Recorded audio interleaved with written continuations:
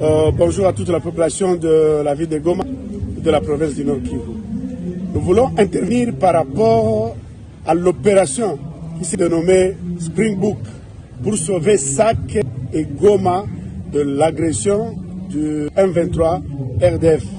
Et la société civile de la ville de Goma et les mouvements citoyens voulaient dire pourquoi aujourd'hui et pourquoi seulement SAC et Goma. Après un mandat de 22 ans, et quand on prenait toutes les entités à partir de Bunagana, et quand les ADF prennent aussi les entités tuent, persécutent au niveau de Beni, pourquoi seulement aujourd'hui? Nous pensons que le commandant des opérations de la MONUSCO Ontario doit canaliser sa communication sur la paix globale et la sécurité.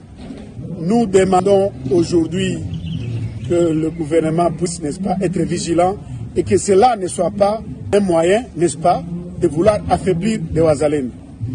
En fait, nous, on peut demander aussi à la population d'être très très vigilante. Nous devons contrôler les mouvements entrée et sortie de cette MONUSCO. Aujourd'hui, nous avons la jurisprudence. Ce qui s'était passé au Rwanda, c'est l'ami noir qui avait favorisé l'entrée du gouvernement de M. Paul Kagame dans les Kigali. Or, ils avaient dit à la population et au gouvernement d'Abiyarimana qui vont sécuriser Kigali, et c'est par après qu'eux-mêmes vont faciliter à l'entrée de M. Kagame dans les Kigali. Moi, je pense que nous devons être vigilants. Si on ne se met pas debout, cette MONUSCO risque de faire tomber Goma. Et comme vous le savez, la population du Nord Kivu exige que la MONUSCO puisse se retirer. La MONUSCO peut faire tomber Goma afin de se prévaloir, afin qu'il ait encore une valeur ajoutée vis-à-vis de la population.